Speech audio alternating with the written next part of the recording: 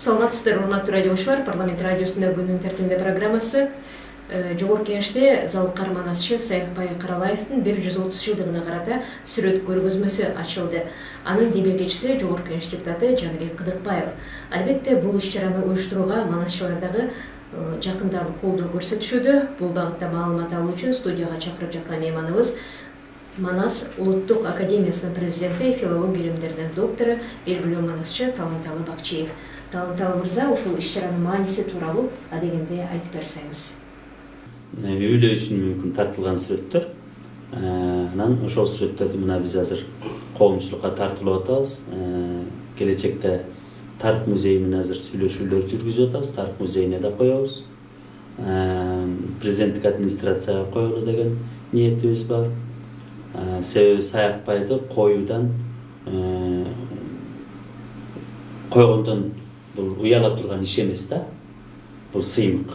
Мына ушул Саякбай Каралаевдин жеке өзүнүн өмүр таржымалына кайрыла турган болсок, туулган жеринен келген өкүлдөр, Тоң районунун Ак Өлөң айылынан келген өкүлдөр дагы бул студия болушуп ушул маселени көтөрүшкөн. Биз туулган жеринде манасчынын музей комплексин курууга сураныш билдирет элек эл өкүлдөрүнө депчи. Ошол иш башталып, бирок чала орто жолдо турат окшойт. Манасчылар буга кандай демилге көтөрүп колдоо беришет? Бул маселе боюнча манасчылар эми кандай колдоо көрсөтүшү мүмкүн? Буга мамлекеттик мекемелер, мамлекеттик уюмдар, Маданият министрлиги колдоо көрсөтүш керек го дейм да. Анан Саякбайды билген, Саякбай атабыз менен бирге жүргөн замандаштарынын үйлөйлөрү жардам берсе туура болот го дейм. Себеби сүрөттөр, буюм-тайымдар бар. Анан эми музей ачуу боюнча ошол Тоң районунда Ак Өлөң айылында музей ачуу аракети тиги 1994 жылдан бери көтөрүлүп келе жатат. Ошо 100 жылдыгында көтөрүлгөн. 2-3 жылдан бери Саякбай атындагы музейди Саякбай Каралаев өзү учурунда жашап өткөн, бир канча убакыт жашаган Скөл районундагы Бостери айылында ачуу аракети көрүлүп жатат. Ал жерде Саякбай Каралаев, себеби байбичеси ошо Бостери айылынан, Бейшакан энебиз Бостери айылынан болгондуктан ошол жерде жашап туруп калган да. Ошол үй азыр дагы бар. Ал бир 2 бөлмөлүү чакан үй.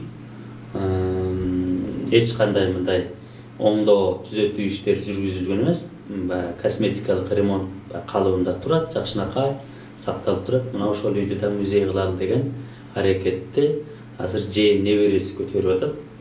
Ошол жерде жээн небереси турат. Ошол короодо, ошол үйдө ушуну музей кылсак, жок дегенде республикалык маанидеги болбосо дагы облустук же райондук мааниде кылсак деген ниети бар. Андан сырткары эми Саякбай Каралаев менен бирге башка деги эле баардык манасчылардын музейлери ушу жерлерде болобу, же биздин өзүбүздүн борборубузда болобу мындай түзүлсө жакшы болмок. Себеби ар бир манасчынын өзүнүн чыгармачыл өнөр-канасы бар. Анын калтырган мурасы бар. Анын өзгөчөлүгү бар. Мына ошого карата ар бир манасчыга дагы өзүнчө бир деги эле манасчылык өнөр боюнча музейлер ачылса жакшы болмок. Мен мындан бир 2 жыл мурда Хакасияда болгом. Алардын белгилүү айтуучусу Семен Кадышев деген, Семен Прокофьевич Кадышев деген айтуучусу болгон, хайчысы. Ошол хайчысынын айылында үйү музей. Ал жерде кадимкидей штат ачылган, коргойт, сактайт, мындай кем каржысын толуктап турат дегендей райондук эле айылда, бирок республикалык маанидеги музей. Ошол хакастарды, хакас элин, хакас эпосын дүйнөлүк алка калып чыкпаса да СССРдин алкагын алып чыккан ошол киши болгон да, Семен Кадышев. Мисалы Алыкул Осмоновдун деле кечиресиз, үй музейин Чолпонтада жеке адамдар деле өздөрүнүн демилгеси менен колдоп азыркыга чейин сактап келатышпайбы, ошол сыяктуу деген да. Ооба. Эми мунун баардыгы эмне үчүн керек? Биринчи кезекте аларды түбөлүккө ысымын эсте калтыруу. Экинчиден, бул өсүп келе жаткан кийинки муунга жакшы. Эртеңки күнү Саякбай Каралаев ким дегенде ал тракторист болгон же белгилүү ырчы болгон деп, ырчы же саясатчы болгон деген сөзү айтылбаш үчүн ар бир биздин кыргыздын залкарына музей орнотулса эмне үчүн болбосун.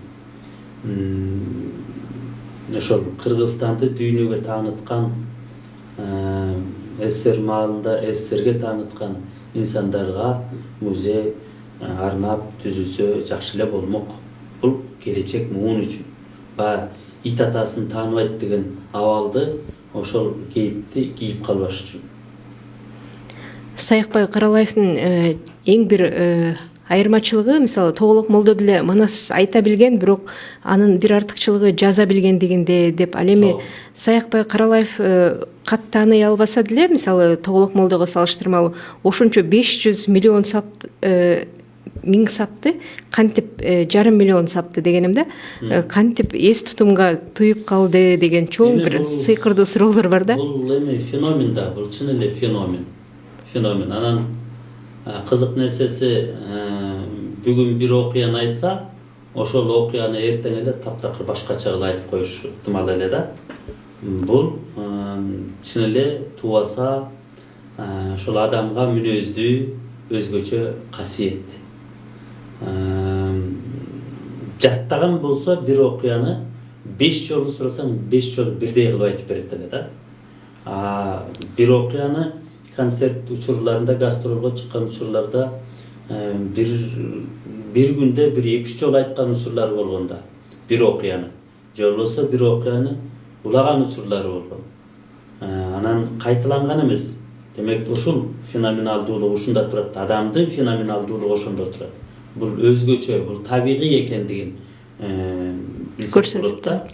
Жаттап алган адам музыканы жаттайбы, ырды жаттайбы, чыгарманы жаттайбы, сөздү же текстти жаттайбы, ал киши жаттаганын деген оңго да солго да бура албай, бир да сөз кошо албай, бир да сөздү кемитпей, так кандай жаттаган болсо ошондой айтып берет да. Бул кыргыздын дагы бир чоң касиет, өзгөчөлүгү. Саякбай манасчы болуп калышына башынан эле бир табияттын таасири бар болду окшойт. Себеби ал өзү энесинин боюнда кезинде дагы бойдон козголуп мына түшүп калат деген коркунуч жаралганда дагы манасчылардын таасири менен сактап калган деп жазылган китептеги маалыматтар бар да. Ооба, Саякбай Каралаевдин эле эмес, башка чыгаан бир инсандардын дейбизби, кыргыздын эле мисалында эмес, дүйнөлүк мисалда дейбизби, улуу инсандардын төрөлүшүнө же төрөлөрүнө себепкер болгон көпчүлүк учурларда же табигый кубулуштар болот, же болбосо жан жаныбарлар болот да. Ошондой эле Саякбай Каралаевдин да төрөлүшүнө ошо бир жылаан себепкер болгон да.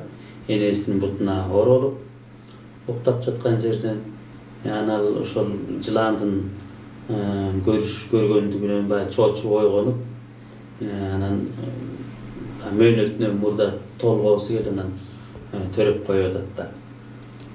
Бул дагы ошол бир эпикалык чыгармаларда дагы кыргыз элинин эмес, башка элдердин да эпикалык чыгармаларында, эпостарда кайсы бир чыгаан инсандын, баатырдын төрөлүшүнө бир жан жаныбарлар же табигый кубулуштар себепкер болот. Же жер силкинет, термелип, же чагылган болот, же кар жайт деди, же жамгыр жайт дегендей, же бир нерсе көрүнөт көзүнө дегендей, Саякбай Каралаевдин мисалы ошол мүнөздүү көрүнүш.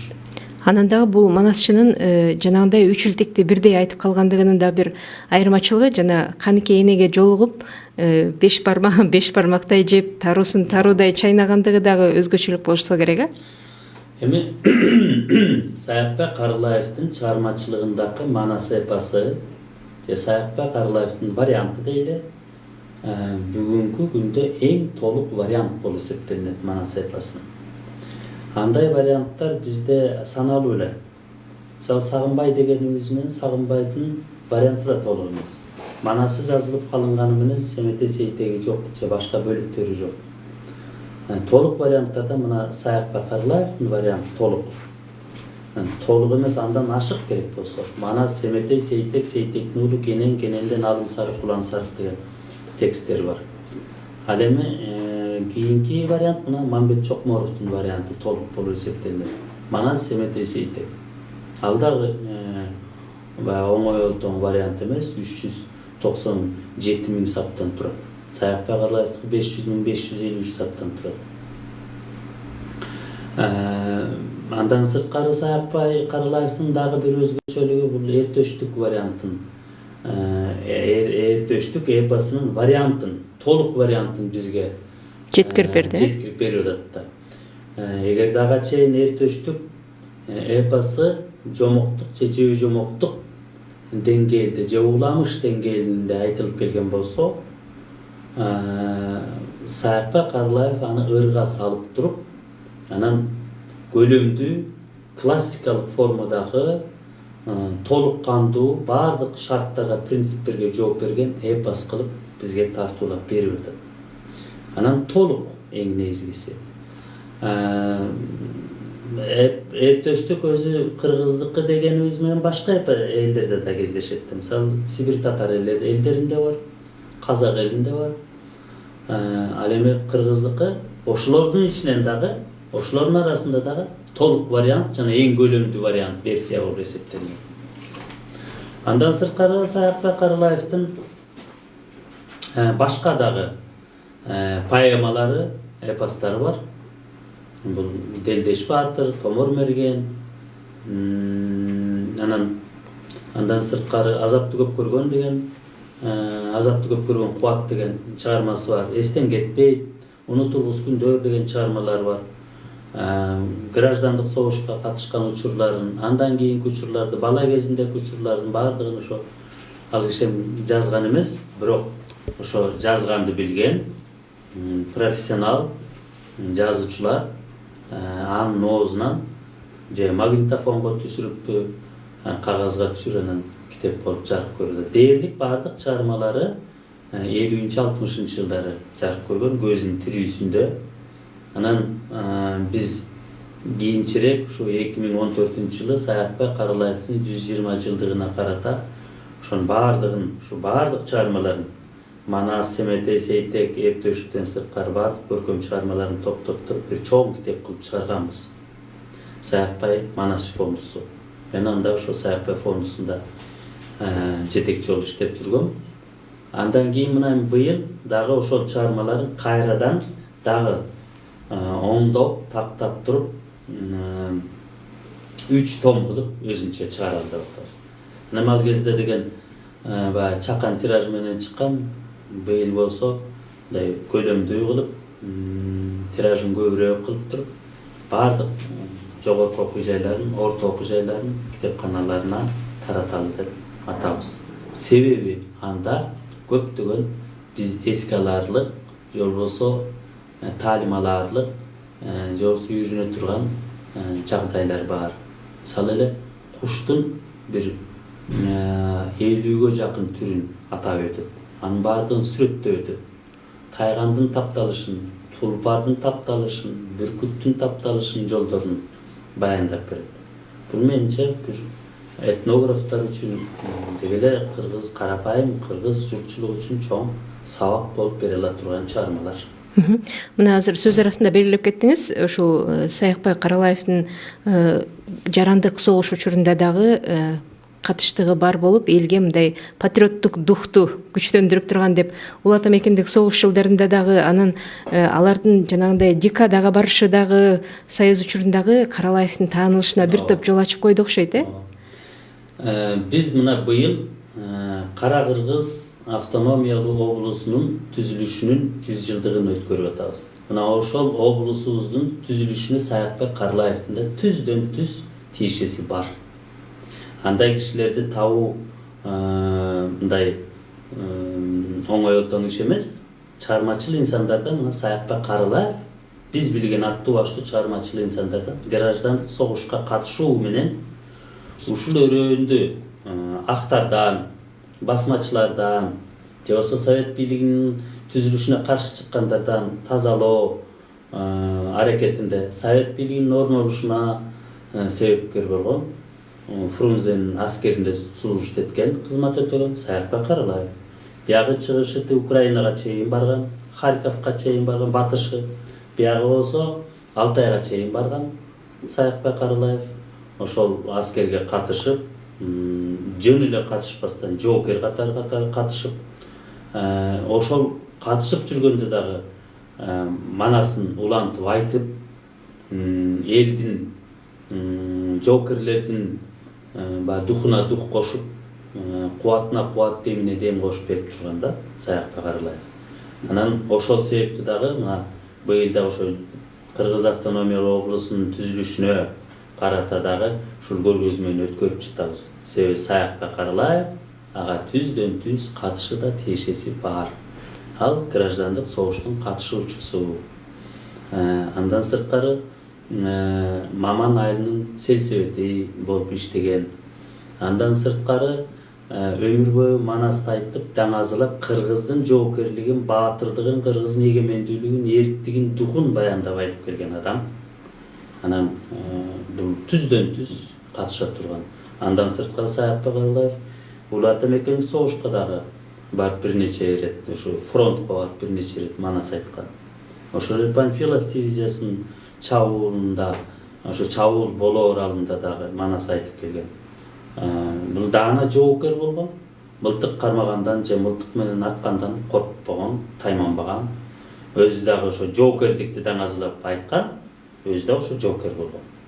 Ошол армияда кызмат өтүп жүргөндө Адамкалый Байбатыров менен жакын жакшы мамиледе болгон деп дагы эскерген жери бар го. Аны ушунчалык сыйлап, Адамкалыйды тим эле кадырлап, ал киши мындай тамашакөй киши болгон экен. Мындай бир кайша сүйлөбөгөн, тамашаны көтөргөн, өзү да чыгармачыл адам болуп атат. Өтүкчүн алыстан тааныйт дегендей экөө бирин-бирине шайкеш болгондо, Саякбайдын эң жакын кийинки досторунан Карамолдо Орозов болгондо, Карамолдо Орозов ушундай бир пир тутуп, ошол кишини сыйлаган. Саякбайдын өзүнүн талантына таасир этип, сыйлап гений тутса болор эле. Ал эми ошол гений Карамолдонун генийлигине кулдук уруп, ошону пир тутуп атпайбы? Анан ошо жана Карамолдо Орозов, Карамолдо деген поэмасын жаратып атпайбы өлгөндөн кийин. Ошол бала кезден тартып, кандай жоруктарды башынан кечирген, ойноп күлгөн жерлерин, кийин дагы кыдырып манас айтып, комузун черткен жерлерин айтып баяндап берип атпайбы? Саякбай Карылаевдин ушул адамды тааный билгендиги, кимдин ким экендигин биле алгандыгы, туя алгандыгы, бул дагы адамга бүткөн бир өзгөчө касиет. Ушул касиет жөнүндө сөз болуп калгандан улам манасчылардын бир топ басымдуу бөлүгү ушул Саякбай Карылаевдин уруусуна тиешелүү деп айтылып калат да.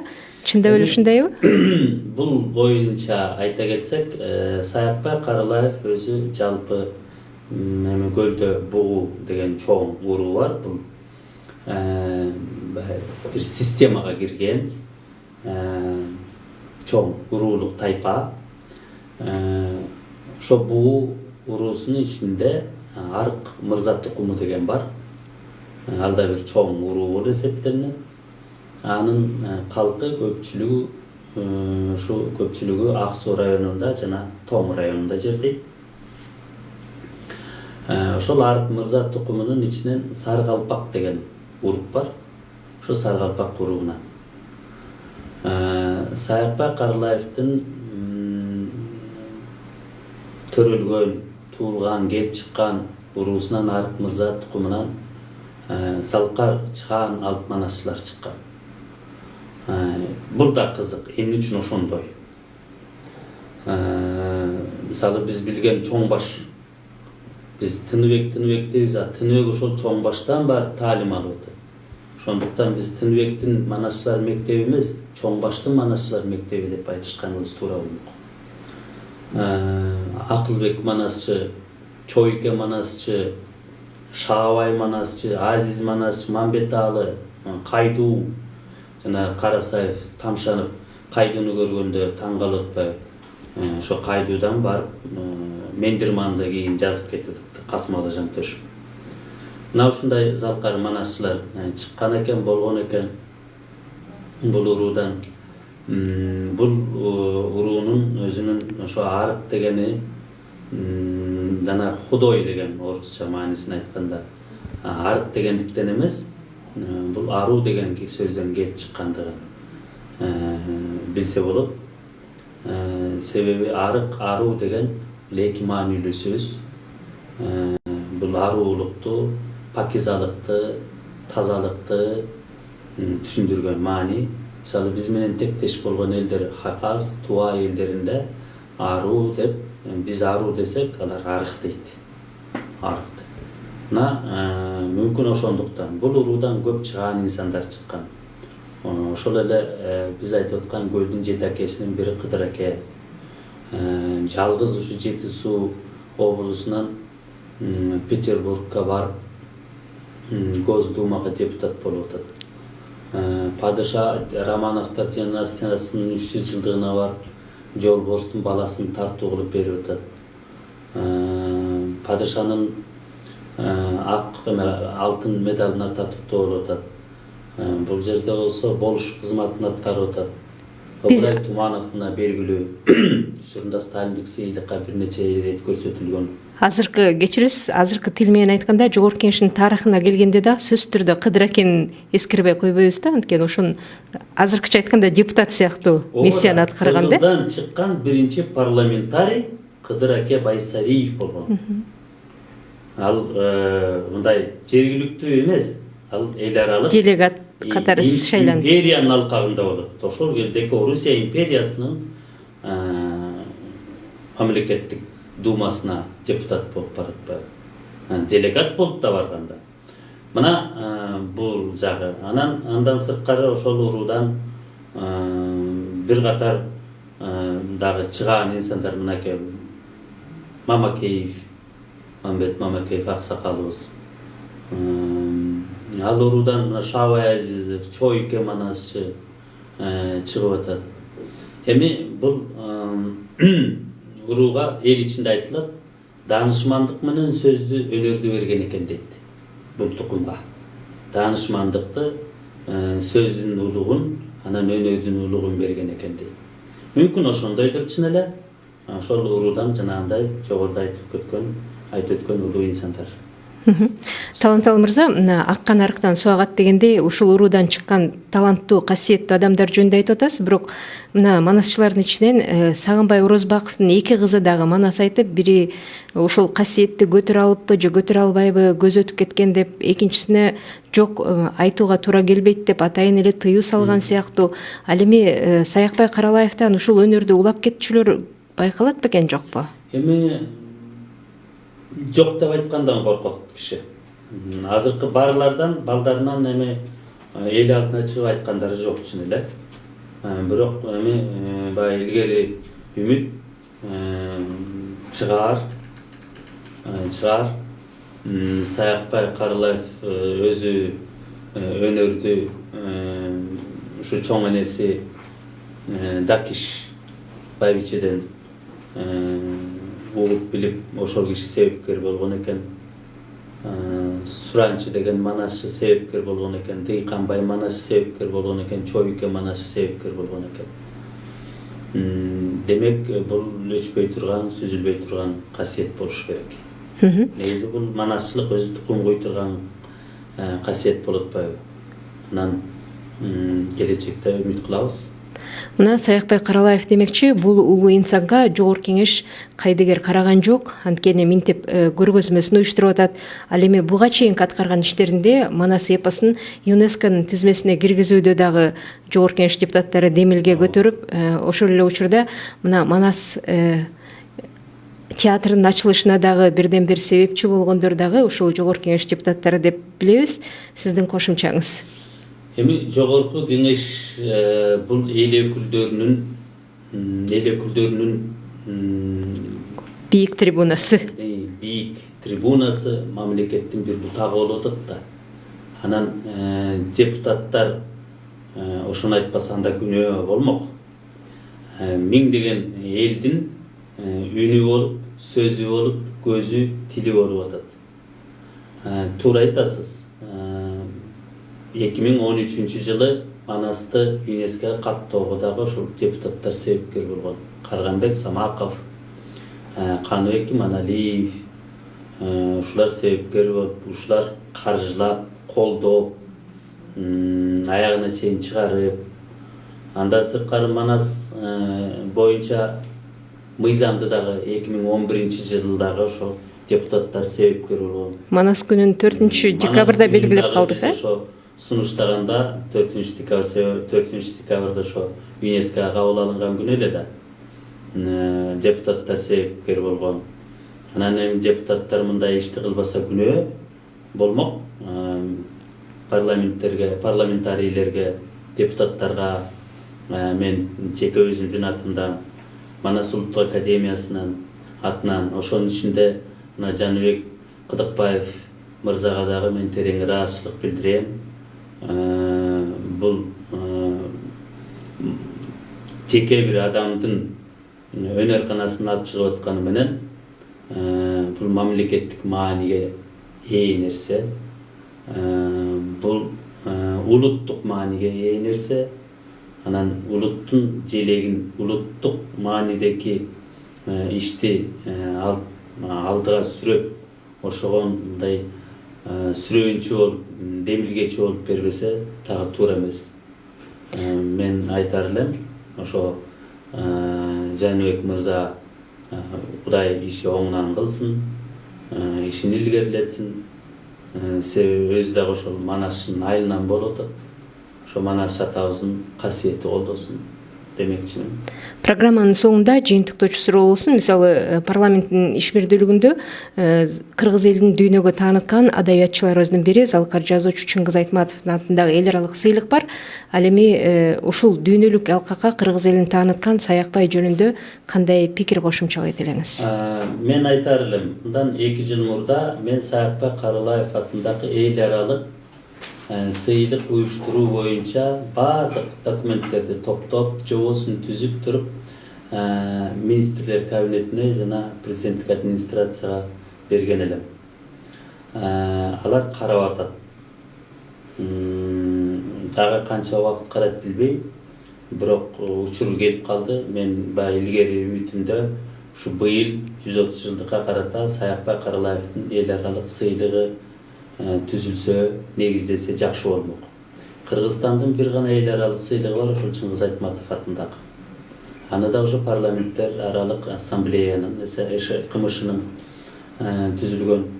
Ал эми эмне үчүн ушу Саякбай Каралаев атындагы сыйлыкты уюштурууга болбосун? Бул толук кандуу мындай легитимдүү болмок да. Себеби Саякбай Каралаев манасы аркылуу биз дүйнөгө таанылып атабыз. Бул өнөр бизде азыр дагы бар кыргыз элинде. Үчүнчүдөн Саякбай Каралаевдин айткан манасы варианты дүйнөдө канча эпостор болсо, Шахнама, Рамаяна, Махабхарат, Одиссея, Илиада, ошол варианттардын ичинен да эң көлөмдүү эпостук вариант болуп эсептелинет. Анан Саякбай атындагы сыйлыкты уюштуруп туруп биз ошол эле Хакас, ошол эле Якут, ошол эле Монгол эпос айтуучуларына тапшырып турсак жаманбы? Ал президенттик сыйлык болуп калса жаманбы? Президент 2 жылда бир ошол төшүнө тапшырып, акчасын акчалай кылып премиясын, төш белгисин тагып турушунса жакшы эмеспи? Абдан сонун болмок да. Бул дагы бир жолу кыргыз элинин дүйнөгө таанылышына бирден бир жол болот эле. Ошол өнөр аркылуу, ошо Саякбайдын ысымы аркылуу, ошону менен Саякбайдын да өзүн даңазалайт элек. Ошону менен Манасты да даңазалайт элек.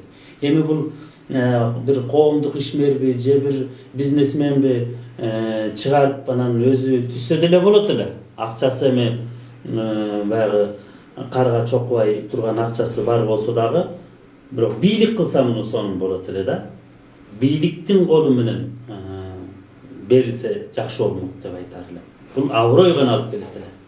Рахмат, анда атайын студияга келип бергениңиз үчүн. Урматтуу радиочулар, өзүңүздөр уккандай, белгилүү Залкар Манасчы Саякбай Каралаевдин 130 жылдыгына карата Жогорку Кеңеште ачылган сүрөт көргөзмөсү тууралуу маалымат берип, студияда белгилүү Манасчы Таланталы Бакчиев болду. Мына Манасчы менен болгон маекте белгилеп кеткенде, бир канча дүйнөлүк эпосторду санай келгенде, Манас эпосу эң жогорку көлөмү жагынан турган, мазмуну жагынан дагы алдыга кишилердин эпосторун чыгарбаган Манас эпосу деп айтып атабыз. Мисалы, Чыңгыз Айтматов Саякбайды 20 кылымдын Гомери десе, бирок Гомер жараткан чыгармадан көлөмү жагынан ашып кеткенде, анда Гомер эмес, мүмкүн ошол гректердин же башка улуттардын эпосун алып келгенде ошолун Саякбайы деп атай турган заманга келебизби деген ойлор жаралат экен. Урматтуу радиочулар, Парламент радиосу менен бирге болуңуздар, саламатта калыңыздар.